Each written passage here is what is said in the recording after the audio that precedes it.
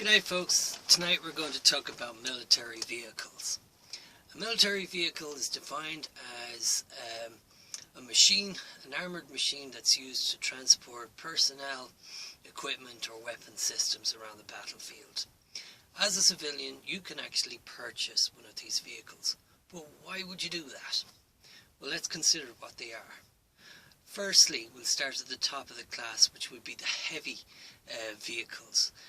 Examples of these would be the British Chieftain tank, main battle tank. You can have an American M2 Bradley fighting vehicle, or you can have a Second World War half-track. If you look up the Irish Military Vehicles Association, you can find that there's people out there who have collections of these vehicles. So if I had about 50,000 sitting in my pocket and I was to purchase one, well, the downsides of purchasing something like that is, firstly, you can't put them on the roads. They're very noisy, very loud. They'd be a disruption to your neighbourhood.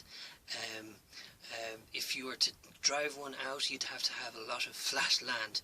You would not allow it to be bogged down, or you would not allow it to roll over the side of a hill, or you definitely not allow it, somebody to park it in your neighbour's house or something like that, because you'll never be able to move it again. So what would be the plus sides of owning one of them?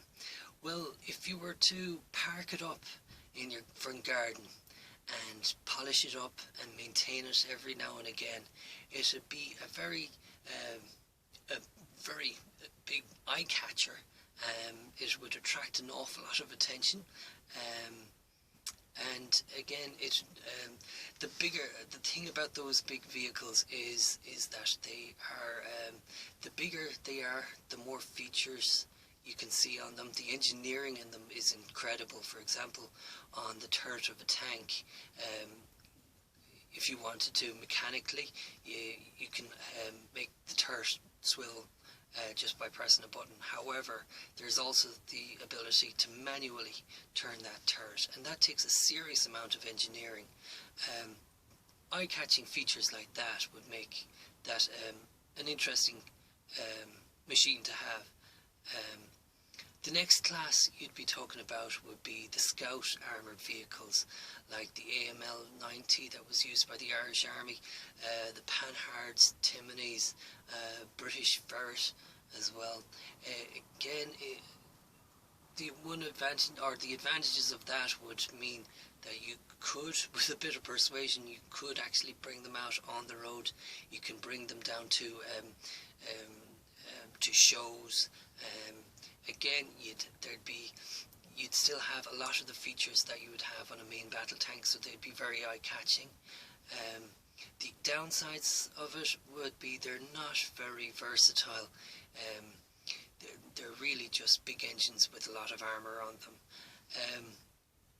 The next class of vehicles that you could purchase would be the large trucks, like the Scania or the MAN or the Bedford.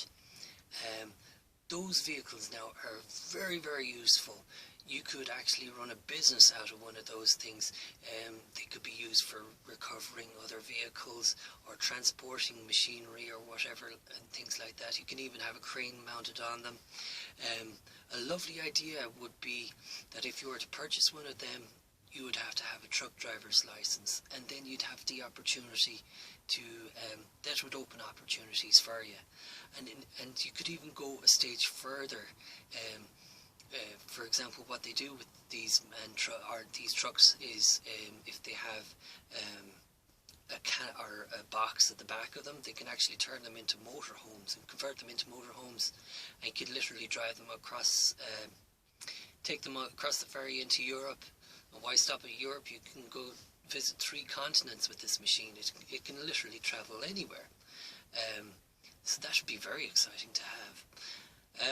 The next class of vehicle that the Army would have would be the likes of the Pajeros, the Toyota pickups, Land Rover Defenders as well. they're very, very handy. Again, they're very versatile, very durable, rugged. The thing I like about those machines is that the more battered they look, the more character they have in them. Again, they would be handy that you could either get them on the road or you can have them off-road, and they wouldn't be so noisy and they won't disrupt the neighbourhood or anything like that. After that, then you have quad bikes and scrambler bikes. They're great fun to have. I think I've run out of vehicles. Yeah. So what's the alternative to actually owning one of these vehicles? Well, what you could do is you could go with a group of like-minded individuals.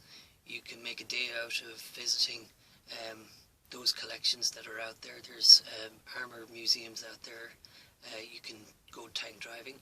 You can go off-road driving, or quad or scrambler driving as well. In order to do that, the best way you can do that is with a good bunch of people. That's all I have tonight, folks. Take care.